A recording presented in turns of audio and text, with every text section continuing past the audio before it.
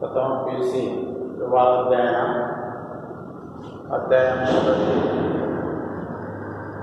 ಈಗ ಆಲ್ರೆಡಿ ಸಂಯುಕ್ತ ಬಂಡವಾಳ ಕಂಪನಿಗಳು ಅಂದರೆ ಏನು, ಅದರ ಲಕ್ಷಣಗಳೇನು ಅಂತಕ್ಕಂಥದ್ದನ್ನು ಕಳೆದ ತರಗತಿಯಲ್ಲಿ ನೋಡಿದ್ವಿ.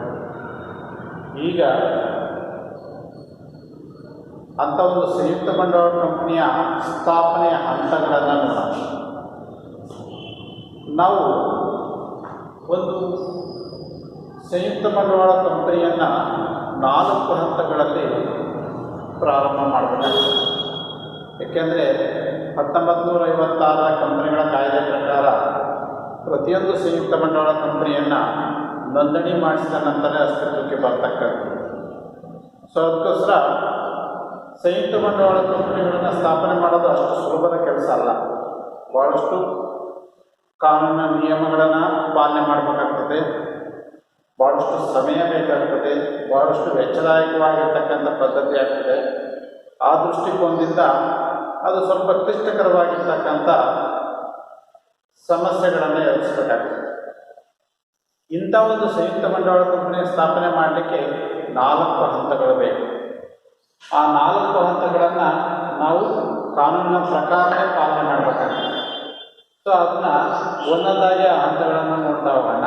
ಮೊದಲನೇ ಹಂತ ಪ್ರವರ್ತನೆಯ ಹಂತ.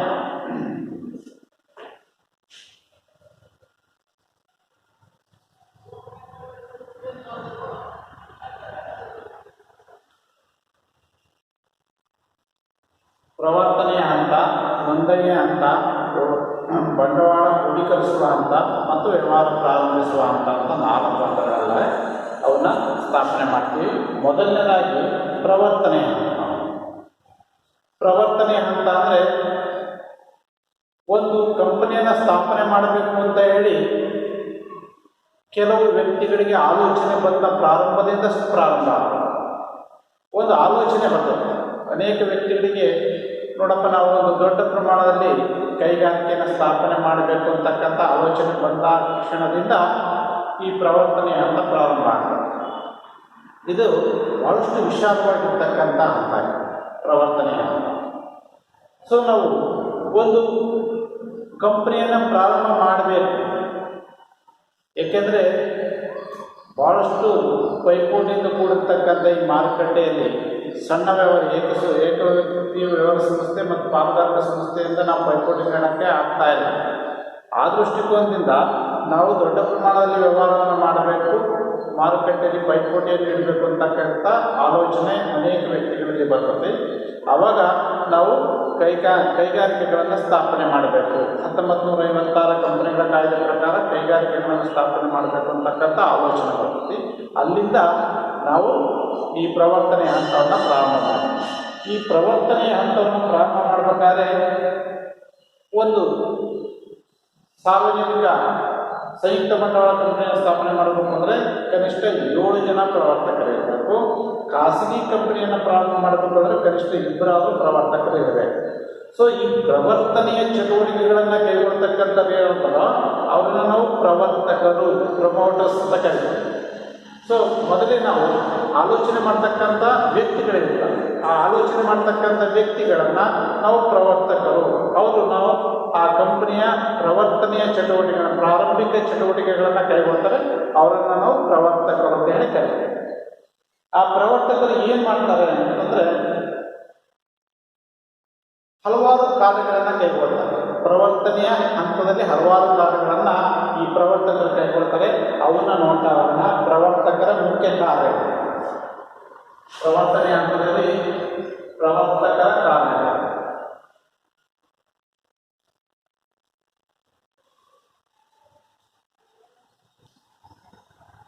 ಪ್ರವರ್ತನೆಯ ಚಟುವಟಿಕೆಗಳನ್ನು ಕೈಗೊಳ್ತಕ್ಕಂಥ ಖಾಸಗಿ ಕಂಪನಿಯಲ್ಲಿ 2 ಮತ್ತು ಸಾರ್ವಜನಿಕ ಕಂಪನಿಯಲ್ಲಿ 7 ಜನ ಪ್ರವರ್ತಕರಿರ್ತಾರೆ. ಅವರು ಪ್ರಾರಂಭಿಕ ಚಟುವಟಿಕೆಗಳನ್ನು ಕೈಗೊಳ್ತಾರೆ. ಆ ಪ್ರಾರಂಭಿಕ ಚಟುವಟಿಕೆಗಳನ್ನು ಕೈಗೊಳ್ತಕ್ಕಂಥ ಪ್ರವರ್ತಕರ ಕಾರ್ಯಗಳು ಯಾವುವು ಅಂತಂದರೆ, ಮೊದಲನೇದು ವ್ಯವಹಾರದ ಅವಕಾಶಗಳ ಶೋಧನೆ. ವ್ಯವಹಾರ ಅವಕಾಶಗಳ ಶೋಧನೆ. ಯಾವ ಸ್ವರೂಪದ ವ್ಯವಹಾರವನ್ನು ಮಾಡಬೇಕಾಗಿದೆ, ಅದಕ್ಕೆ ಬೇಕಾಗಿರ್ತಕ್ಕಂಥ ಕಚ್ಚಾ ಸರಕುಗಳು ಅಥವಾ ಮಾರುಕಟ್ಟೆಗಳು ಎಲ್ಲಿ ಲಭ್ಯ ಇದ್ದಾವೆ, ಯಾವ ಸ್ವರೂಪದ ವ್ಯವಹಾರವನ್ನು ಪ್ರಾರಂಭ ಮಾಡಿದರೆ ನಮಗೆ ಲಾಭದಾಯಕವಾಗಿ ನಾವು ವ್ಯವಹಾರವನ್ನು ಮಾಡ್ಬೋದು ಅಂತಕ್ಕಂಥದ್ದನ್ನು ಅವರು ಸಂಶೋಧನೆ ಕೈಗೊಳ್ತಾರೆ, ಶೋಧನೆ ಮಾಡ್ತಾರೆ, ಮಾರುಕಟ್ಟೆಯಲ್ಲಿ ಶೋಧನೆ ಮಾಡ್ತಾರೆ ಅಥವಾ ಸಮಾಜದಲ್ಲಿ ಶೋಧನೆ ಮಾಡ್ತಾರೆ. ಯಾವ ಸ್ವರೂಪದ ವ್ಯವಹಾರವನ್ನು ಕೈಗೊಳ್ಳಬೇಕು, ಉತ್ಪಾದನೆಯನ ಅಥವಾ ಇನ್ನಿತರ ಯಾವುದೋ ಜೋಡಣೆಯ ಅಥವಾ ಇನ್ನಿತರ ಯಾವ ಸ್ವರೂಪದ ವ್ಯವಹಾರವನ್ನು ಕೈಗೊಂಡ್ರೆ ನಾವು ಮಾರುಕಟ್ಟೆಯಲ್ಲಿ ಯಶಸ್ಸನ್ನು ಗಳಿಸಬಹುದು ಅಂತಕ್ಕಂಥ ಒಂದು ಶೋಧನೆಯನ್ನು ಕೈಗೊಳ್ತಾರೆ ಯಾರು, ಪ್ರವರ್ತಕರು. ಅದು ಮೊದಲನೇ ಹಂತ. ಅದು ಆ ಅವಕಾಶ ಲಾಭದಾಯಕವಾಗಿರುತ್ತೆ, ಅದು ಭಾಳಷ್ಟು ಮುಖ್ಯ. ನಿರಂತರವಾಗಿ ವ್ಯವಹಾರವನ್ನು ಕೈಗೊಳ್ತಾ ಇರಬೇಕು, ನಿರಂತರವಾಗಿರಬೇಕು ಮತ್ತು ಲಾಭದಾಯಕವಾಗಿಯೂ ಇರಬೇಕು. ಅಂಥ ಒಂದು ಅವಕಾಶವನ್ನು ಪ್ರವರ್ತಕರು ಶೋಧನೆ ಮಾಡ್ತಾರೆ. ನೆಕ್ಸ್ಟು ಸಂಭಾವ್ಯತೆಯ ಅಧ್ಯಯನ. ಸಂಭಾವ್ಯತೆಯ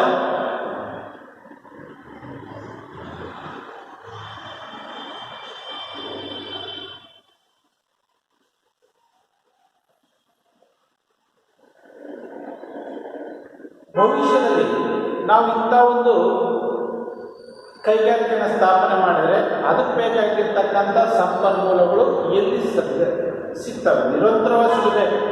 ಈಗ ತಾತ್ಕಾಲಿಕವಾಗಿ ಅಷ್ಟೇ ಸಿಗ್ತಕ್ಕಂಥದ್ದಲ್ಲ, ನಿರಂತರವಾಗಿ ನಮ್ಮ ವ್ಯವಹಾರ ಈ ಸಂಸ್ಥೆ ಒಮ್ಮೆ ಸ್ಥಾಪನೆ ಮಾಡಿದರೆ ಅದಕ್ಕೆ ನಿರಂತರವಾಗಿರ್ತಕ್ಕಂಥ ಅಸ್ತಿತ್ವ ಇರಬೇಕು. ನಿರಂತರವಾಗಿರ್ತಕ್ಕಂಥ ಅಸ್ತಿತ್ವ ಇರಬೇಕು ಅಂದರೆ ಅದಕ್ಕೆ ಬೇಕಾಗಿರ್ತಕ್ಕಂಥ ಸಂಪನ್ಮೂಲಗಳು ಸಂಪೂರ್ಣವಾಗಿ ದೊರೆಯಬೇಕು, ನಿರಂತರವಾಗಿ ದೊರೆಯಬೇಕು.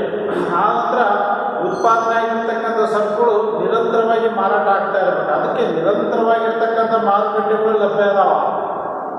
ಅವನ್ನ ಆ ಸಂಭಾವ್ಯತೆಯ ಅಧ್ಯಯನಗಳನ್ನು ಮಾಡಬೇಕಾಗ್ತದೆ. ಹಾಗಾಗಿ ತಾಂತ್ರಿಕ ಸಂಭಾವ್ಯತೆ, ತಾಂತ್ರಿಕ ಕಚ್ಚಾ ಸರಕುಗಳಾಗಿರ್ಬೋದು ಅಥವಾ ತಾಂತ್ರಿಕ ಸಲಕರಣೆಗಳು ನಮಗೆ ನಿರಂತರವಾಗಿ ಸಿಗ್ತವ, ಭವಿಷ್ಯದಲ್ಲಿ ನಿರಂತರವಾಗಿ ಸಿಗ್ತವ ಅಂತಕ್ಕಂಥದ್ದನ್ನು ಅಧ್ಯಯನ ಮಾಡಬೇಕು. ನಂತರ ಹಣಕಾಸಿನ ಸಂಪನ್ಮೂಲಗಳು ಸಿಗ್ತವ ಅಂತಕ್ಕಂಥದ್ದನ್ನು ಅಧ್ಯಯನ ಮಾಡಬೇಕು. ಆ ನಂತರ ಆರ್ಥಿಕ ಸಂಪನ್ಮೂಲಗಳು ಸಿಗ್ತವ ಅಂತ ಅಧ್ಯಯನ ಮಾಡಬೇಕು. ಇವೆಲ್ಲ ನಮಗೆ ಭವಿಷ್ಯದಲ್ಲಿ ಭಾಳಷ್ಟು ಪ್ರಮಾಣದಲ್ಲಿ ಸಿಗ್ತವ ಅಂತಕ್ಕಂಥದ್ದನ್ನು ಅಧ್ಯಯನ ಮಾಡಬೇಕು. ತಾಂತ್ರಿಕ ಕಚ್ಚಾ ಸರಕುಗಳು, ಹಣಕಾಸಿನ ಸೌಲಭ್ಯಗಳು ನಿರಂತರ ಸಿಗಬೇಕು. ಯಾಕೆಂದರೆ ಕೈಗಾರಿಕೆ ಅಂದರೆ ಕೋಟ್ಯಾಂತರ ಬೇಕಾಗಿರ್ತಕ್ಕಂಥ ಬಂಡವಾಳ ಬೇಕು, ಮಾನವ ಸಂಪನ್ಮೂಲಗಳು ಬೇಕು, ಮಾನವೀಯತೆಯ ಸಂಪನ್ಮೂಲಗಳು ಬೇಕು. ಆ ಎಲ್ಲ ಸಂಪನ್ಮೂಲಗಳು ಭವಿಷ್ಯದಲ್ಲೂ ನಿರಂತರವಾಗಿ ಸಿಗ್ತಾವ ಅಂತಕ್ಕಂಥದ್ದನ್ನು ಅಧ್ಯಯನ ಮಾಡಿ ಆ ನಂತರ ಯಾರು ಮಾಡ್ತಾರೆ ಅದನ್ನು ಪ್ರವರ್ತಕರು ಮಾಡ್ತಾರೆ. ಪ್ರವರ್ತಕರು ಅಂತ ಆಲೋಚನೆ ಬಂದ ತಕ್ಷಣ ಆ ಸಂಭಾವ್ಯತೆಯ ಬಗ್ಗೆ ಯೋಚನೆ ಮಾಡ್ತಾರೆ, ಅಧ್ಯಯನ ಮಾಡ್ತಾರೆ. ನಮಗೆ ನಿರಂತರವಾಗಿ ಭವಿಷ್ಯದಲ್ಲಿ ಸಿಗ್ತಾವ ಅಂತಕ್ಕಂಥದ್ರ ಬಗ್ಗೆ ಅಧ್ಯಯನ ಮಾಡಬೇಕು ಪ್ರವರ್ತಕರು. ಅದು ಪ್ರವರ್ತಕರ ಎರಡನೇ ಕಾರ್ಯ. ಮೂರನೇ ಕಾರ್ಯ ಹೆಸರಿನ ಅನುಭವ.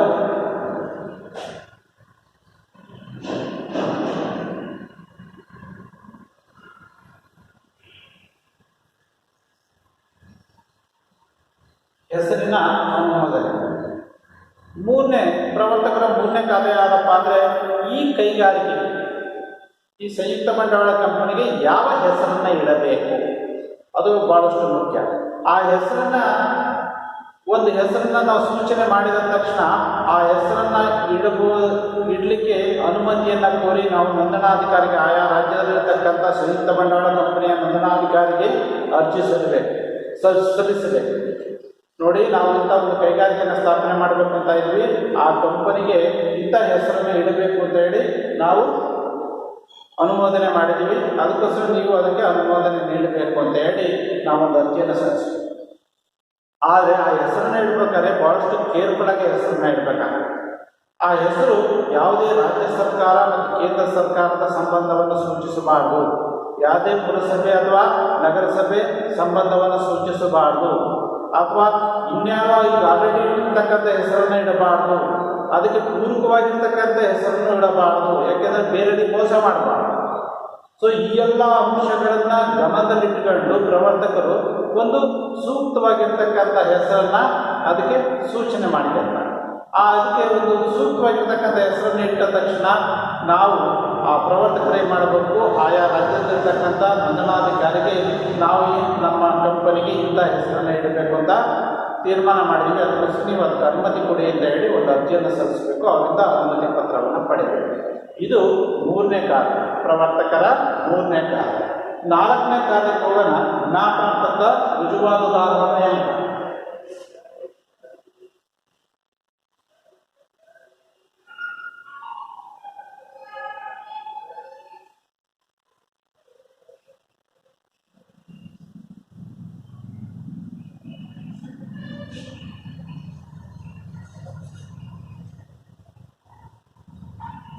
ಜ್ಞಾಪನ ಪತ್ರ, ಮೆಮೊರಾಂಡಮ್ ಆಫ್ ಅಸೋಸಿಯೇಷನ್ ಅಥವಾ ಮನವಿ ಪತ್ರ ಅಂತ ಕರೀತೀವಿ. ಸೊ ನಾವು ಕಂಪನಿಯನ್ನು ನೋಂದಣಿ ಮಾಡಿಸ್ಬೇಕಾದ್ರೆ ನೋಂದಣಾಧಿಕಾರಿಗೆ ಕಳಿಸಿಕೊಡ್ಬೇಕಾಗಿರ್ತಕ್ಕಂಥ ಮೊದಲ ದಾಖಲೆ ಪತ್ರ ಇದೆ. ಈ ದಾಖಲೆ ಪತ್ರವನ್ನು ನಾವು ತಯಾರಿಸಿ ಅದರಲ್ಲಿ ನಿರ್ದಿಷ್ಟ ಪ್ರವರ್ತಕರ ಸಹಿಯನ್ನು ಮಾಡಬೇಕಾಗುತ್ತೆ. ಅದಕ್ಕೋಸ್ಕರ ಆ ಜ್ಞಾಪನ ಪತ್ರದಲ್ಲಿ ಸಹಿ ಮಾಡಬೇಕಾಗಿರ್ತಕ್ಕಂಥವ್ರನ್ನ ನೇಮಕ ಮಾಡಬೇಕು. ಒಂದು ಖಾಸಗಿ ಕಂಪನಿಯ ಜ್ಞಾಪನ ಪತ್ರದಲ್ಲಿ ಸಹಿ ಮಾಡಬೇಕಾಗಿರ್ತಕ್ಕಂಥವ್ರು 2 ಪ್ರವರ್ತಕರು ಇರಬೇಕು. ಮತ್ತು ಸಾರ್ವಜನಿಕ ಕಂಪನಿಯ ಜ್ಞಾಪನ ಪತ್ರದಲ್ಲಿ ಸಹಿ ಮಾಡಬೇಕಾಗಿರ್ತಕ್ಕಂಥವ್ರು 7 ಜನ ಪ್ರವರ್ತಕರು ಇರಬೇಕು. ಆ ಸಹಿ ಮಾಡ್ತಕ್ಕಂಥ ಪ್ರವರ್ತಕರನ್ನು ನೇಮಕ ಮಾಡಬೇಕು. ಅದು ನಮ್ಮ ಪ್ರವರ್ತಕರ 4ನೇ ಕಾರ್ಯ. ನಂತರ ತಜ್ಞರ ನೇಮಕ.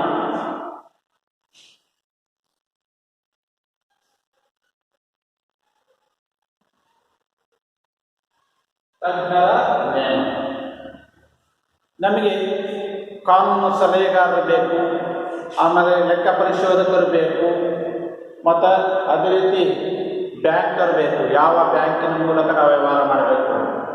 ಈ ಎಲ್ಲ ತಜ್ಞರನ್ನು ನೇಮಕ ಮಾಡಬೇಕಾಗಿರ್ತಕ್ಕಂಥದ್ದು ಪ್ರವರ್ತಕರು 5ನೇ ಕಾರ್ಯದಲ್ಲಿ. ಪ್ರವರ್ತಕರ 5ನೇ ಕಾರ್ಯ ಏನಪ್ಪ ಅಂದರೆ ನಮ್ಮ ಕಾನೂನು ಸಲಹೆಗಾರ, ನಮ್ಮ ಕಂಪನಿಗೆ ಕಾನೂನು ಸಲಹೆಗಾರರು ಬೇಕಾಗಿದ್ದಾರೆ. ಸೊ ಅವರನ್ನು ನೇಮಕ ಮಾಡಬೇಕು. ಬ್ಯಾಂಕ್ ಬೇಕಾಗಿದೆ, ಯಾವ ಬ್ಯಾಂಕಿನಲ್ಲಿ ನಾವು ವ್ಯವಹಾರ ಮಾಡಬೇಕು ಅಂತಕ್ಕಂಥದ್ದನ್ನು ನಾವು ಬ್ಯಾಂಕನ್ನು ನೇಮಕ ಮಾಡ್ಕೋಬೇಕಾಗ್ತದೆ. ಆ ನಂತರದಲ್ಲಿ ನಮಗೆ ಬೇಕಾಗಿರ್ತಕ್ಕಂಥ ಆಡಿಟರ್, ಲೆಕ್ಕ ಪರಿಶೋಧಕರು ಯಾರು ಅಂತಕ್ಕಂಥದ್ದನ್ನು ನೇಮಕ ಮಾಡಬೇಕು. ಅವರನ್ನು ನೇಮಕ ಮಾಡಿಕೊಳ್ತಕ್ಕಂಥದ್ದು ಪ್ರವರ್ತಕರ 5ನೇ ಕಾರ್ಯ. 6ನೇ ಕಾರ್ಯಕ್ಕೆ ಹೋಗೋಣ. ಅವಶ್ಯಕ ದಾಖಲೆಗಳ ತಯಾರಿ.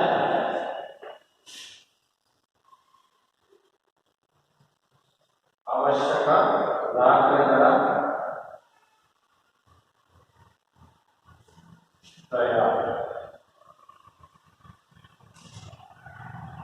ಸೊ ನಾವು ಪ್ರವರ್ತಕರು ಇಷ್ಟೆಲ್ಲ ಕಾರ್ಯಗಳನ್ನು ಕೈಗೊಂಡ ನಂತರ ವ್ಯವಹಾರಗಳ ಅವಕಾಶದ ಶೋಧನೆ ಮಾಡ್ತಾರೆ.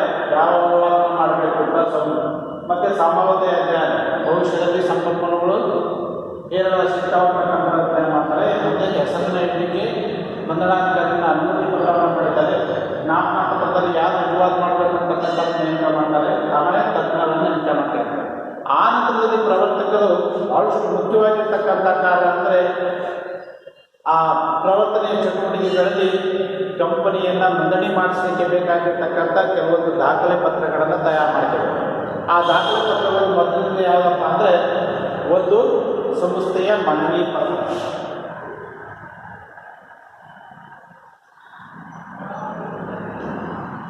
ಜ್ಞಾಪನ ಪತ್ರ, ಮನವಿ ಪತ್ರ ಅಥವಾ ಮೆಮೊರಾಂಡಮ್ ಆಫ್ ಅಸೋಸಿಯೇಷನ್ ಅಂತ ಕರೀತಾರೆ. ಈ ಜ್ಞಾಪನ ಪತ್ರ ಕಂಪನಿಯ ಹೊರ ಜಗತ್ತಿಗೆ ತನ್ನ ಪರಿಚಯವನ್ನು ಮಾಡಿಕೊಡ್ತಕ್ಕಂಥ ಒಂದು ಜ್ಞಾಪನ ಪತ್ರ. ಕಂಪನಿ ಹೊರ ಜಗತ್ತಿನೊಂದಿಗೆ ಇರ್ತಕ್ಕಂಥ ಸಂಬಂಧವನ್ನು ಸೂಚಿಸುವ ಒಂದು ದಾಖಲೆ ಪತ್ರ. ಇದನ್ನು ನಾವು ಪ್ರವರ್ತಕರು ಇದನ್ನು ತಯಾರು ಮಾಡ್ತಾರೆ. ತಯಾರು ಮಾಡಿ ಇದನ್ನು ಮೊಟ್ಟ ಮೊದಲಲ್ಲಿ ನಾವು ನೋಂದಣಾಧಿಕಾರಿಗೆ ಕಂಪನಿಯನ್ನು ನೋಂದಣಿ ಮಾಡಿಸ್ಬೇಕಾದ್ರೆ ನೋಂದಣಾಧಿಕಾರಿಗೆ ಕಳಿಸಿಕೊಡಬಹುದಾಗಿರ್ತಕ್ಕಂಥ ಮೊದಲನೇ ದಾಖಲೆ ಪತ್ರ. ಇದನ್ನು ಯಾರು ತಯಾರು ಮಾಡ್ತಾರೆ ಅಂದರೆ ಕಂಪನಿಯನ್ನು ಪ್ರವರ್ತನೆ ಮಾಡ್ತಕ್ಕಂಥ ಪ್ರವರ್ತಕರು ಇದನ್ನು ತಯಾರು ಮಾಡಿ ನಾವು ಮೊದಲೇ ಹೇಳಿರತಕ್ಕಂಥ ರೀತಿಯಲ್ಲಿ ಖಾಸಗಿ ಕಂಪನಿಯಲ್ಲಿ 2 ಪ್ರವರ್ತಕರು ಮತ್ತು ಸಾರ್ವಜನಿಕ ಕಂಪನಿ ಆಗಿದ್ದರೆ 7 ಜನ ಪ್ರವರ್ತಕರು ಅದರಲ್ಲಿ ಸಹಿ ಮಾಡಬೇಕು. ಪ್ರವರ್ತಕರ ಮೊದಲನೇ ದಾಖಲೆ ಪತ್ರ ತಯಾರು ಮಾಡ್ತಕ್ಕಂಥದ್ದು ಸಂಸ್ಥೆಯ ಮನವಿ ಪತ್ರ ಅಥವಾ ಮೆಮೊರಾಂಡಮ್ ಆಫ್ ಅಸೋಸಿಯೇಷನ್ ಅಥವಾ ಜ್ಞಾಪನ ಪತ್ರ ಅಂತ ಕರಿತೀವಿ. ಇದನ್ನು ತಯಾರು ಮಾಡ್ತಾರೆ. ಇದನ್ನು ತಯಾರು ಮಾಡಿ ಇದರಲ್ಲಿ ಯಾವ್ಯಾವ ಕಾಲಮ್ಗಳಿರ್ತಾವೆ, ಯಾವ್ಯಾವ ಕಾಲಮ್ಗಳಿರ್ತಾವೆ ಅಂದರೆ ಹೆಸರಿನ ಕಾಲಮ್, ಸಂಸ್ಥೆಯ ಹೆಸರನ್ನ ಫಸ್ಟ್ ಬರೀತಾರೆ. ಸಂಸ್ಥೆಯ ಮನವಿ ಪತ್ರದಲ್ಲಿ ಏನಿರುತ್ತೆ ಅಂದರೆ ಫಸ್ಟು ಹೆಸರು ಬರೀತಾರೆ. ಹೆಸರು ಬರೆದಾದ ತಕ್ಷಣ ಮುಖ್ಯ ಪ್ರಧಾನ ಕಚೇರಿಯ ವಿಳಾಸದ ಇರ್ತದಲ್ಲಿ ಹೆಡ್ ಆಫೀಸಿನ ವಿಳಾಸ ಇರ್ತದೆ. ಆನಂತರ ಯಾವ ಸ್ವರೂಪಕ್ಕೆ ಈ ಒಂದು ಕಂಪನಿಯನ್ನು ಪ್ರಾರಂಭ ಮಾಡಿದ್ವಿ ಅಂತ ಇರ್ತದೆ. ಆನಂತರ ಷೇರುದಾರರು ಹೊಣೆಗಾರಿಕೆ ನಿಯಮಿತವಾಗಿರ್ತದೆ ಅಂತ ಹೇಳಿ ಅದನ್ನು ತಿಳಿಸಿರ್ತಾರೆ. ನಂತರ ಬಂಡವಾಳದ ಕಲಂ, ಬಂಡವಾಳ ಎಷ್ಟು ಷೇರು ಬಂಡವಾಳವನ್ನು ಸಂಗ್ರಹಿಸಬಹುದು ಅಂತಕ್ಕಂಥಲ್ಲಿ ಬರೀಬೇಕಾಗ್ತದೆ.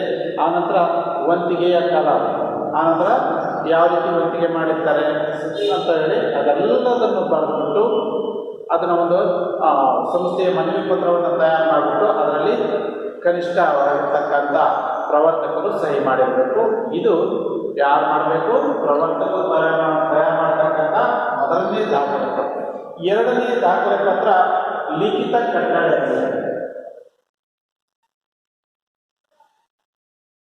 ಲಿಖಿತ ಕಟ್ಟಳೆಗಳು. ಈ ಲಿಖಿತ ಕಟ್ಟಳೆಗಳು ಅಂದರೆ ಆರ್ಟಿಕಲ್ಸ್ ಆಫ್ ಅಸೋಸಿಯೇಷನ್ ಅಂತ ಕರಿತೀವಿ, ಅಥವಾ ಅದನ್ನು ನಿಯಮಾವಳಿಗಳ ಪತ್ರ ಅಂತ ಕರೀತೀವಿ. ಲಿಖಿತ ಕಟ್ಟಳೆಗಳು, ಆರ್ಟಿಕಲ್ಸ್ ಆಫ್ ಅಸೋಸಿಯೇಷನ್. ಇದು ಸಂಸ್ಥೆಯ ಒಳ ಸಂಬಂಧವನ್ನು ಸೂಚಿಸ್ತಕ್ಕಂಥ ಒಂದು ದಾಖಲೆ ಪತ್ರ. ಇದನ್ನು ಸಹ ಪ್ರವರ್ತಕರು ತಯಾರು ಮಾಡ್ತಾರೆ. ಅದನ್ನು ಪ್ರವರ್ತಕರು ತಯಾರು ಮಾಡ್ಬೋದು, ಅಥವಾ 1956 ಕಂಪನಿಗಳ ಕಾಯ್ದೆ ಪ್ರಕಾರ ಎ ಪಟ್ಟಿಯನ್ನು ಅದು ಹೊರಡಿಸಿರ್ತದೆ. 1956 ಕಂಪನಿಗಳ ಕಾಯ್ದೆ ಪ್ರಕಾರ ನೋಂದಣಾಧಿಕಾರಿ ಒಂದು ಪಟ್ಟಿಯನ್ನು ಹೊರಡಿಸಿರ್ತಾರೆ. ಸಂಸ್ಥೆಯ ಲಿಖಿತ ಕಟ್ಟಳೆಗಳು ಅಂತ ಎ ಪಟ್ಟಿಯಲ್ಲಿರ್ತದೆ. ಅದನ್ನೇ ಸ್ವೀಕಾರ ಮಾಡಿಕೊಂಡು ಎಲ್ಲ ಪ್ರವರ್ತಕರು ಅದರಲ್ಲಿ ಸಹಿ ಮಾಡಬೇಕು. ಅಥವಾ ತಮ್ಮದೇ ಆಗಿರ್ತಕ್ಕಂಥ ಲಿಖಿತ ಕಟ್ಟಳೆಗಳನ್ನಾದರೂ ತಯಾರು ಮಾಡ್ಕೊಳ್ಬೋದು, ಅಥವಾ ಕಾಯ್ದೆ ಹೊರಡಿಸಿರ್ತಕ್ಕಂಥ ಲಿಖಿತ ಕಟ್ಟಳೆಗಳನ್ನೇ ಸ್ವೀಕಾರ ಮಾಡಿಕೊಂಡು ಅದರಲ್ಲೇ ಎಲ್ಲ ಪ್ರವರ್ತಕರು ಸಹಿ ಮಾಡ್ಬೋದು. ಇದನ್ನು ನಾವು ಎ ಪಟ್ಟಿ ಅಂತ ಕರಿತೀವಿ. ಆನಂತರ ನಿಯೋಜಿತ ನಿರ್ದೇಶಕರ ಸಮ್ಮತಿ ಪತ್ರ. ನಿಯೋಜಿತ ನಿರ್ದೇಶಕರ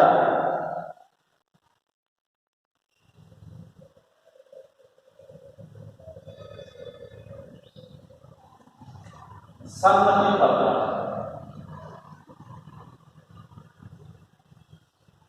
ಪ್ರಾರಂಭದಲ್ಲಿ ನಿರ್ದೇಶಕರಾಗಲಿಕ್ಕೆ ಒಪ್ಪಿರ್ತಕ್ಕಂಥ ನಿರ್ದೇಶಕರ ಸಮ್ಮತಿ ಪತ್ರ. ನಾನು ನಿರ್ದೇಶಕನಾಗಲಿಕ್ಕೆ ಒಪ್ಪಿದ್ದೇನೆ, ಪ್ರಾರಂಭಿಕ ನಿರ್ದೇಶಕನಾಗಲಿಕ್ಕೆ ಒಪ್ಪಿದ್ದೇನೆ, ಹಾಗೂ ನಾನು ಕಂಪನಿ ತಿಳಿಸಿರ್ತಕ್ಕಂಥ ನಿರ್ದಿಷ್ಟವಾಗಿರ್ತಕ್ಕಂಥ ಷೇರುಗಳನ್ನು ಖರೀದಿ ಮಾಡಲಿಕ್ಕೆ ಒಪ್ಪಿದ್ದೇನೆ ಅಂತ ಹೇಳಿ ಆ ಒಬ್ಬ ನಿಯೋಜಿತ ನಿರ್ದೇಶಕರು ಕೊಟ್ಟಿರ್ತಕ್ಕಂಥ ಪತ್ರವನ್ನು ತಯಾರು ಮಾಡ್ತಾರೆ. ಯಾರು? ಪ್ರವರ್ತಕರು. ನಾನು ಈ ಕಂಪನಿಯ ಪ್ರಾರಂಭಿಕ ನಿರ್ದೇಶಕನಾಗಲು ಒಪ್ಪಿದ್ದೇನೆ, ಹಾಗೂ ಕಂಪನಿ ತಿಳಿಸಿರ್ತಕ್ಕಂಥ ರೀತಿಯಲ್ಲಿ ಇಂತಿಷ್ಟು ಷೇರುಗಳನ್ನು ಖರೀದಿ ಮಾಡಲಿಕ್ಕೆ ಒಪ್ಪಿದ್ದೇನೆ ಅಂತ ಹೇಳಿ ಅವನು ಒಪ್ಪಿಗೆ ಪತ್ರವನ್ನು ಬರ್ಕೊಟ್ಟಿರ್ಬೇಕು. ಅದನ್ನು ತಯಾರು ಮಾಡಿ ಅದನ್ನು ಮೂರನೇ ದಾಖಲೆ ಪತ್ರ ಯಾರು? ಪ್ರವರ್ತಕರು ತಯಾರು ಮಾಡ್ತಾರೆ. ನೆಕ್ಸ್ಟು ಅಗ್ರಿಮೆಂಟ್, ಒಪ್ಪಂದಗಳು.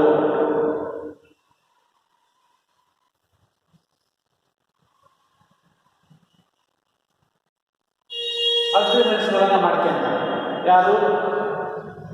ನಿರ್ದೇಶಕರ ಜೊತೆಗೆ. ನಿರ್ದೇಶಕರು ಪೂರ್ಣಾವಧಿ ನಿರ್ದೇಶಕರಾಗಲು ನಾನು ಒಪ್ಪಿದ್ದೇನೆ, ಹಾಗೂ ನಿರ್ದಿಷ್ಟ ಷೇರುಗಳನ್ನು ಖರೀದಿ ಮಾಡಲು ಒಪ್ಪಿದ್ದೇನೆ ಅಂತ ಹೇಳಿ ಪೂರ್ಣಾವಧಿ ನಿರ್ದೇಶಕರಾಗಲು ಒಪ್ಪಿದ್ದೇನೆ ಮತ್ತು ಇಂತಿಷ್ಟು ಷೇರುಗಳನ್ನು ಖರೀದಿ ಮಾಡಲು ಒಪ್ಪಿದ್ದೇನೆ ಅಂತ ಆ ನಿರ್ದೇಶಕರ ಸಮ್ಮತಿ ಪತ್ರವನ್ನು ಪಡೆದು ಅದನ್ನು ಒಪ್ಪಂದಗಳನ್ನು ಪಡೆದು ಅದಕ್ಕೆ ಟ್ಯಾಗ್ ಮಾಡಬೇಕು.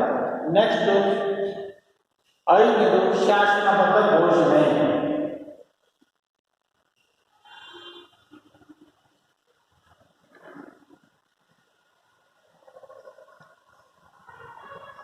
Declaration form, declaration, statutory declaration.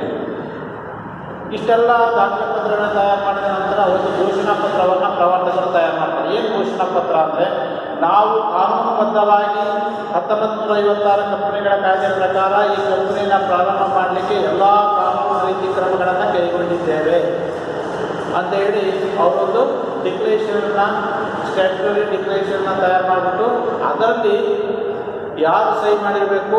ವಕೀಲ ಅಥವಾ ಚಾರ್ಟೆಡ್ ಅಕೌಂಟೆಂಟ್, ಅಥವಾ ಲೆಕ್ಕ ಪರಿಶೋಧಕ, ಅಥವಾ ಕಂಪನಿಯ ಸೆಕ್ರೆಟರಿ, ಕಾರ್ಯದರ್ಶಿ, ಇವರು ಸಹಿ ಮಾಡಿರಬೇಕು. ಕಂಪನಿಯ ಸೆಕ್ರೆಟರಿ ನೇಮಕ ಮಾಡಿರ್ತಾರೆ, ಆ ಕಂಪನಿಯ ಸೆಕ್ರೆಟರಿನಾದರೂ ಅದರಲ್ಲಿ ಸಹಿ ಮಾಡಿರಬೇಕು, ಅಥವಾ ಕಂಪನಿಯ ಚಾರ್ಟೆಡ್ ಅಕೌಂಟೆಂಟ್, ಲೆಕ್ಕ ಪರಿಶೋಧಕ, ಅವನಾದರೂ ಸಹಿ ಮಾಡಿರಬೇಕು, ಅಥವಾ ಸರ್ವೋಚ್ಚ ನ್ಯಾಯಾಲಯದ ಒಬ್ಬ ನ್ಯಾಯಾಧೀಶನಾದರೂ ಸಹಿ ಮಾಡಿದ್ದಾರೆ. ಇದು ಡಿಕ್ಲರೇಷನ್ ಫಾರ್ಮ್ಗೆ ಈ 3 ಜನರಲ್ಲಿ ಯಾರಾದರೂ ಒಬ್ಬರು ಸಹಿ ಮಾಡಿಬಿಟ್ಟು ಅದನ್ನು ತಯಾರು ಮಾಡ್ತಾರೆ. ಯಾರು? ಪ್ರವರ್ತಕರು. ಇಷ್ಟು ತಯಾರು ಮಾಡಿದಂಥ ಇವಿಷ್ಟು 5 ದಾಖಲೆ ಪತ್ರಗಳು: ಸಂಸ್ಥೆಯ ಮನವಿ ಪತ್ರ, ಸಂಸ್ಥೆಯ ಲಿಖಿತ ವಿವರಣೆಗಳು, ನಿಯೋಜಿತ ನಿರ್ದೇಶಕರ ಸಮ್ಮತಿ ಪತ್ರ, ಆನಂತರ ಒಪ್ಪಂದದಲ್ಲಿ ಪೂರ್ಣಾವಧಿ ನಿರ್ದೇಶಕರಾಗಿರ್ತಕ್ಕಂಥ ನಿರ್ದೇಶಕರ ಪತ್ರ ಹಾಗೂ ಶಾಸನಬದ್ಧ ಘೋಷಣೆಗಳು.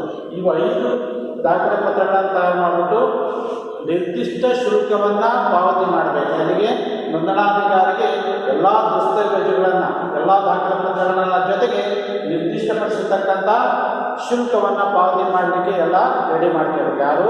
ಪ್ರವರ್ತಕರು. ಇಷ್ಟು ಯಾರು? ಪ್ರವರ್ತಕರು ಪ್ರವರ್ತನೆ ಹಂತದಲ್ಲಿ ಕೈಗೊಳ್ಳಬೇಕಾಗಿರ್ತಕ್ಕಂಥ ಮೊದಲು ಪ್ರವರ್ತನೆಯ ಚಟುವಟಿಕೆಗಳನ್ನು ಕೈಗೊಳ್ಳತಕ್ಕಂಥ ಪ್ರಾರಂಭಿಕ ಪ್ರವರ್ತಕರಿಗೆ ನಾವು ಪ್ರವರ್ತಕರು ಅಂತ ಕರಿತೀವಿ. ಅವರು ಪ್ರವರ್ತಕರು ಕಂಪನಿಯನ್ನು ಪ್ರಾರಂಭ ಮಾಡಲಿಕ್ಕೆ ಪ್ರಾರಂಭಿಕ ಚಟುವಟಿಕೆಗಳನ್ನು ಕೈಗೊಳ್ತಾರೆ. ಅವರನ್ನು ನಾವು ಪ್ರವರ್ತಕರು ಅಂದರೆ ಖಾಸಗಿ ಕಂಪನಿ ಆದರೆ 2 ಇರಬೇಕು, ಮತ್ತು ಸಾರ್ವಜನಿಕ ಕಂಪನಿ ಆದರೆ 7 ಜನ ಪ್ರವರ್ತಕರು ಇರಲೇಬೇಕು.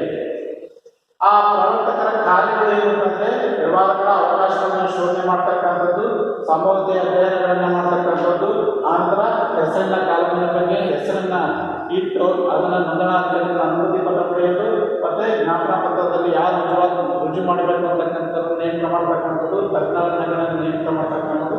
ಇಷ್ಟೆಲ್ಲ ಮಾಡಿದ ನಂತರ ಯಾರು ಅವಶ್ಯಕ ದಾಖಲೆ ಪತ್ರಗಳನ್ನು ತಯಾರು ಮಾಡಬೇಕು. 5 ದಾಖಲೆ ಪತ್ರಗಳನ್ನು ತಯಾರು ಮಾಡಿಬಿಟ್ಟು ನಿರ್ದಿಷ್ಟ ಶುಲ್ಕವನ್ನು ಆಯಾ ರಾಜ್ಯದಲ್ಲಿರ್ತಕ್ಕಂಥ ನೋಂದಣಾಧಿಕಾರಿಗೆ ಕಟ್ಟಲಿಕ್ಕೆ ತಯಾರು ಮಾಡಬೇಕು. ಇಷ್ಟಾದ ನಂತರ ನೆಕ್ಸ್ಟ್ 2ನೇ ಹಂತಕ್ಕೆ ಹೋಗೋಣ.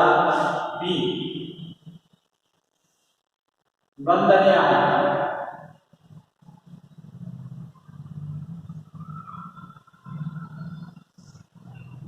ಪ್ರವರ್ತನೆಯ ಚಟುವಟಿಕೆಗಳಾದ ನಂತರ ಪ್ರವರ್ತಕರು ನೋಂದಣಿಯ ಹಂತಕ್ಕೆ ಹೋಗ್ತಾರೆ. ಆ ನೋಂದಣಿ ಹಂತದಲ್ಲಿ ಏನಾಗ್ತದೆ ಅಂದರೆ ಕಂಪನಿಯನ್ನು ನೋಂದಣಿ ಮಾಡಿಸ್ಬೇಕು. ಆಯಾ ರಾಜ್ಯದಲ್ಲಿರ್ತಕ್ಕಂಥ ನೋಂದಣಾಧಿಕಾರಿಗೆ ಒಂದು ಅರ್ಜಿ ತಯಾರು ಮಾಡಬೇಕು. ಅರ್ಜಿಯ ಜೊತೆಗೆ ಎಲ್ಲ ದಾಖಲೆ ಪತ್ರಗಳನ್ನು ಇಲ್ಲಿ ರೆಡಿ ಮಾಡ್ಕೊಂಡಾರೆ. ಯಾರು? ಪ್ರವರ್ತಕರು ಸಂಸ್ಥೆಯ ಮನವಿ ಪತ್ರ, ಲಿಖಿತ ಕಟ್ಟಳೆಗಳು, ನಿಯೋಜಿತ ನಿರ್ದೇಶಕರ ಸಮ್ಮತಿ ಪತ್ರ, ಒಪ್ಪಂದಗಳು ಮತ್ತು ಶಾಸನಬದ್ಧ ಘೋಷಣೆಗಳು. ಈ 5 ದಾಖಲೆ ಪತ್ರಗಳನ್ನು ತಯಾರು ಮಾಡಿಬಿಟ್ಟು ಸಂಬಂಧಪಟ್ಟಿರ್ತಕ್ಕಂಥ ಪ್ರವರ್ತಕರ ಮೇಲೆ ಸಹಿ ಮಾಡಿಬಿಟ್ಟು ಅದನ್ನು ಆಯಾ ರಾಜ್ಯದಲ್ಲಿರ್ತಕ್ಕಂಥ ನೋಂದಣಾಧಿಕಾರಿಗೆ ನಿರ್ದಿಷ್ಟ ಶುಲ್ಕದೊಂದಿಗೆ ಅದನ್ನು ಅರ್ಜಿ ಸಲ್ಲಿಸ್ತಾರೆ. ಆ ನಿರ್ದಿಷ್ಟ ಶುಲ್ಕದೊಂದಿಗೆ ಅರ್ಜಿ ಸಲ್ಲಿಸಿದ ನಂತರ ಆಯಾ ರಾಜ್ಯದಲ್ಲಿರ್ತಕ್ಕಂಥ ನೋಂದಣಾಧಿಕಾರಿ ಆ ಎಲ್ಲ ಅರ್ಜಿಯಲ್ಲಿರ್ತಕ್ಕಂಥ ಎಲ್ಲ ಮಾಹಿತಿಗಳನ್ನು ಪರಿಶೀಲನೆ ಮಾಡ್ತಾರೆ.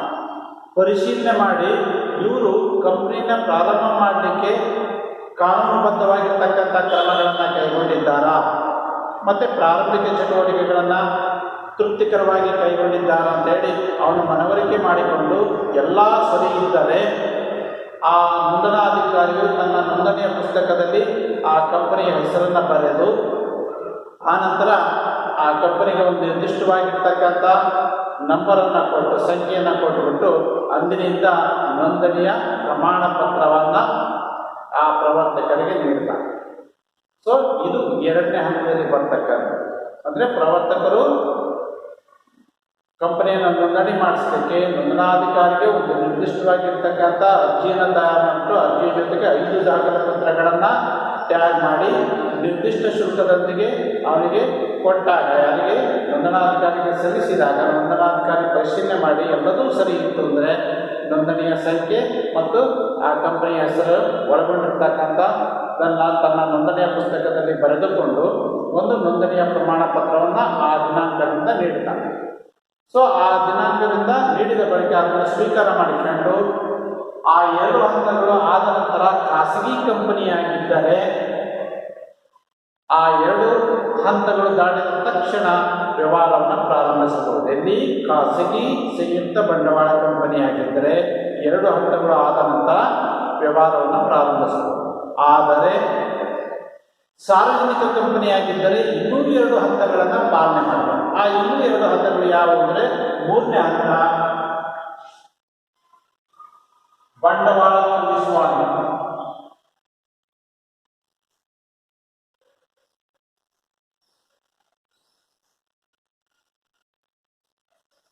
ಬಂಡವಾಳ ಕೂಡಿಸುವ ಪ್ರವರ್ತಕರು ಕಂಪನಿಯ ನೋಂದಣಿಯಾದ ಬಳಿಕ ಎರಡನೇ ಹಂತದಲ್ಲಿ ನೋಂದಣಿ ಆಗ್ತದೆ. ನೋಂದಣಿ ಆದ ಬಳಿಕ ಕಂಪನಿಯನ್ನು ಸಾರ್ವಜನಿಕ ಕಂಪನಿಯನ್ನು ಪ್ರಾರಂಭ ಮಾಡಲಿಕ್ಕೆ ಇನ್ನೂ 2 ಹಂತಗಳನ್ನು ನಾವು ಪಾಲನೆ ಮಾಡಬೇಕಾಗ್ತದೆ. ಅದರಲ್ಲಿ ಆ 3ನೇ ಹಂತ ಯಾವುದಪ್ಪ ಅಂದರೆ ಬಂಡವಾಳ ಕೂಡಿಸುವ. ಸೊ ನಮ್ಮ ವ್ಯವಹಾರ ಸಂಸ್ಥೆ, ನಮ್ಮ ಸಂಯುಕ್ತ ಬಂಡವಾಳ ಕಂಪನಿಗೆ, ಸಾರ್ವಜನಿಕ ಸಂಯುಕ್ತ ಬಂಡವಾಳ ಕಂಪನಿಗೆ ಬೃಹತ್ ಪ್ರಮಾಣದ ಬಂಡವಾಳ ಬೇಕಾಗ್ತದೆ.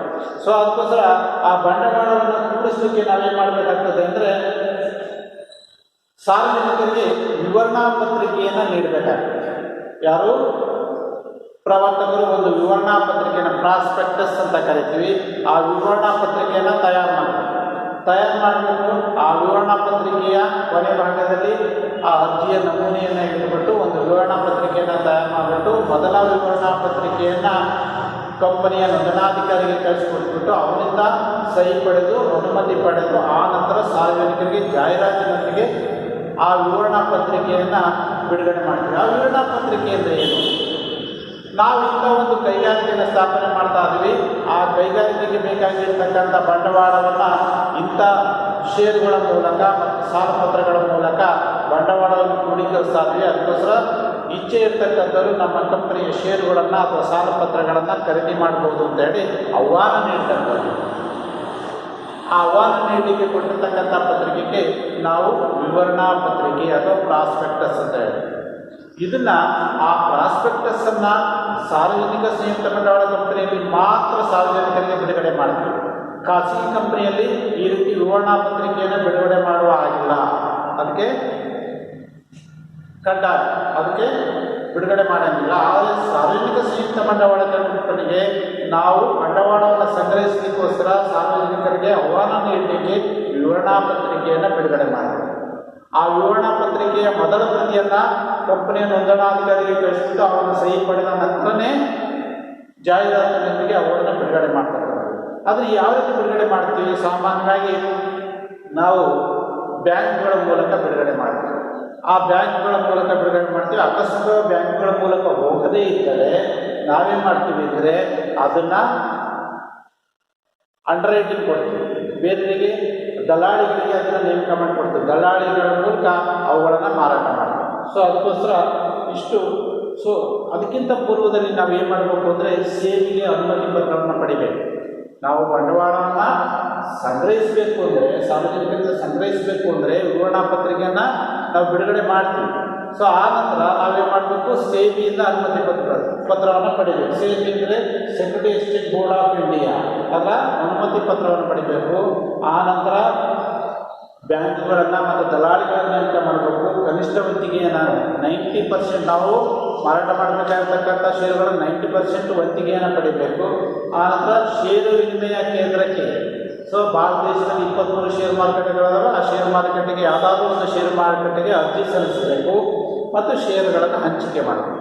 ಇಷ್ಟನ್ನು ಮಾಡಿದ ನಂತರ ನಾವು ಸಾರ್ವಜನಿಕರಿಂದ ಷೇರುಗಳ ಮೂಲಕ ಬಂಡವಾಳವನ್ನು ಸ್ವೀಕಾರ ಮಾಡಬೇಕು.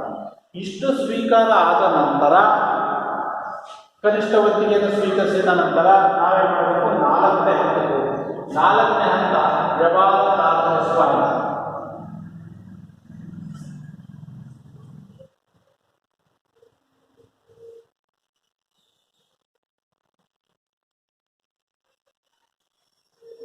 ವ್ಯವಹಾರ ಪ್ರಾರಂಭಿಸುವ ಪ್ರವರ್ತಕರು ಸಾರ್ವಜನಿಕರಿಗೆ ಷೇರುಗಳನ್ನು ಮತ್ತು ಸಾಲಪತ್ರಗಳನ್ನು ಮಾರಾಟ ಮಾಡೋದ್ರ ಮೂಲಕ ಬಂಡವಾಳವನ್ನು ಸಂಗ್ರಹಿಸಿದ ನಂತರ ಒಂದು ನಿರ್ದಿಷ್ಟವಾಗಿರ್ತಕ್ಕಂಥ ಅರ್ಜಿಯನ್ನು ತಯಾರು ಮಾಡಿಬಿಟ್ಟು ನೋಂದಣಾಧಿಕಾರಿಗೆ ಅರ್ಜಿ ಸಲ್ಲಿಸಬೇಕು. ನಾವು ನಿರ್ದಿಷ್ಟವಾಗಿರ್ತಕ್ಕಂಥ ಬಂಡವಾಳವನ್ನು ಸಂಗ್ರಹಿಸ್ತೀವಿ. ಅದಕ್ಕೋಸ್ಕರ ವ್ಯವಹಾರ ಪ್ರಾರಂಭ ಮಾಡಲಿಕ್ಕೆ ನೀವು ಅನುಮತಿ ಪತ್ರವನ್ನು ಕೊಡಬೇಕು. ವ್ಯವಹಾರ ಪ್ರಾರಂಭಿಸುವ ಪ್ರಮಾಣ ಪತ್ರವನ್ನು ನೀಡಬೇಕು ಅಂತ ಒಂದು ಅರ್ಜಿಯನ್ನು ಆಯಾ ರಾಜ್ಯದಲ್ಲಿರ್ತಕ್ಕಂಥ ನೋಂದಣಾಧಿಕಾರಿಗೆ ಸಲ್ಲಿಸಬೇಕು. ಯಾರು? ಪ್ರವರ್ತಕರು. ನಾವು ಮೊದಲೇ ಒಪ್ಪಿಕೊಂಡ ಪ್ರಕಾರ ವಿವರಣಾ ಪತ್ರಿಕೆಯನ್ನು ಸಾರ್ವಜನಿಕರಿಗೆ ಬಿಡುಗಡೆ ಮಾಡುವುದರ ಮೂಲಕ ನಮ್ಮ ಕಂಪನಿಯ ಷೇರುಗಳನ್ನು ಮತ್ತು ಸಾಲಪತ್ರಗಳನ್ನು ಸಾರ್ವಜನಿಕರಿಗೆ ಮಾರಾಟ ಮಾಡುವುದರ ಮೂಲಕ ಒಂದು ನಿರ್ದಿಷ್ಟಪಡಿಸಿರ್ತಕ್ಕಂಥ ಬಂಡವಾಳವನ್ನು ಸಂಗ್ರಹಿಸಿದ್ದೇವೆ. ಅದಕ್ಕೋಸ್ಕರ ಕಾನೂನುಬದ್ಧವಾಗಿ ಸಂಗ್ರಹಿಸಿದ್ದೇವೆ. ಅದಕ್ಕೋಸ್ಕರ ನಾವು ವ್ಯವಹಾರ ಪ್ರಾರಂಭ ಮಾಡಲಿಕ್ಕೆ ಒಂದು ವ್ಯವಹಾರ ಪ್ರಾರಂಭಿಸುವ ಪ್ರಮಾಣ ಪತ್ರವನ್ನು ಕೊಡ್ರಿ ಅಂತ ಹೇಳಿ ನಾವು ನೋಂದಣಾಧಿಕಾರಿಗೆ ಅರ್ಜಿಯನ್ನು ಸಲ್ಲಿಸಬೇಕು. ಆಗ ನೋಂದಣಾಧಿಕಾರಿ ಅವೆಲ್ಲವನ್ನು ಪರಿಶೀಲನೆ ಮಾಡ್ತಾರೆ. ಇವರು ಕಾನೂನುಬದ್ಧವಾಗಿರ್ತಕ್ಕಂಥ ಕ್ರಮಗಳನ್ನು ಕೈಗೊಂಡಿದ್ದಾರಾ ಮತ್ತು ಕಂಪನಿಯ ಪ್ರಾರಂಭಿಕ ಬಂಡವಾಳವನ್ನು ಸಂಗ್ರಹಿಸಿದಾರಾ, ವಿವರಣಾ ಪತ್ರಿಕೆಯನ್ನು ಬಿಡುಗಡೆ ಮಾಡಿದಾರಾ, ಈ ಎಲ್ಲ ಅಂಶಗಳನ್ನು ಗಮನಿಸಿ ಅವನಿಗೆ ತೃಪ್ತಿ ಆಯಿತು ಅಂದರೆ ಆವಾಗ ಅವನು ಏನು ಮಾಡ್ತಾನೆ, ವ್ಯವಹಾರ ಪ್ರಾರಂಭಿಸುವ ಪ್ರಮಾಣ ಪತ್ರವನ್ನು ನೀಡ್ತಾನೆ. ಆ ವ್ಯವಹಾರ ಪ್ರಾರಂಭಿಸುವ ಪ್ರಮಾಣ ಪತ್ರವನ್ನು ಪಡೆದು ಪ್ರವರ್ತಕರು ಅಂದಿನಿಂದ ಶಾಸನಬದ್ಧವಾಗಿರ್ತಕ್ಕಂಥ ಒಂದು ಸಂಯುಕ್ತ ಬಂಡವಾಳ ಕಂಪನಿಯು ಅಸ್ತಿತ್ವಕ್ಕೆ ಬರ್ತದೆ. ಆವಾಗ ಆ ಕಂಪನಿ ತಾನು ಅಂದುಕೊಂಡಿರ್ತಕ್ಕಂಥ ವ್ಯವಹಾರವನ್ನು ಅವತ್ತಿನಿಂದ ಪ್ರಾರಂಭ ಮಾಡ್ತದೆ. ಇಷ್ಟು ಒಂದು ಸಾರ್ವಜನಿಕ ಕಂಪನಿ ವ್ಯವಹಾರವನ್ನು ಪ್ರಾರಂಭಿಸಬೇಕು ಅಂತಂದರೆ ಪ್ರವರ್ತಕರು ಆಗಿರ್ತಕ್ಕಂಥ ಪ್ರವರ್ತಕರು 7 ಜನ ಪ್ರವರ್ತಕರು ಪ್ರವರ್ತನೆಯ ಚಟುವಟಿಕೆಗಳನ್ನು ಕೈಗೊಳ್ಳಬೇಕು. 4 ಹಂತಗಳಲ್ಲಿ ಕಂಪನಿಯನ್ನು ಸ್ಥಾಪನೆ ಮಾಡಬೇಕು. ಮೊದಲನೇ ಹಂತ ಪ್ರವರ್ತನೆಯ ಹಂತ, 2ನೇದು ನೋಂದಣಿಯ ಹಂತ, 3ನೇದು ಬಂಡವಾಳ ಕೂಡಿಸುವ ಹಂತ, 4ನೇದು ವ್ಯವಹಾರ ಪ್ರಾರಂಭಿಸುವ ಹಂತ. ಈ ರೀತಿ ವ್ಯವಹಾರವನ್ನು ಪ್ರಾರಂಭಿಸ್ತಕ್ಕಂಥದ್ದು 4 ಹಂತಗಳಲ್ಲಿ ಕಾಣ್ತೀವಿ. ಮುಂದೆ ಇಂಥ ಒಂದು ಸಂಯುಕ್ತ ಬಂಡವಾಳ ಕಂಪನಿಯ ಅನುಕೂಲಗಳೇನು, ಅನಾನುಕೂಲಗಳೇನು ಅಂತ ಹೇಳಿ ಮುಂದಿನ ತರಗತಿಯಲ್ಲಿ ನೋಡೋಣ.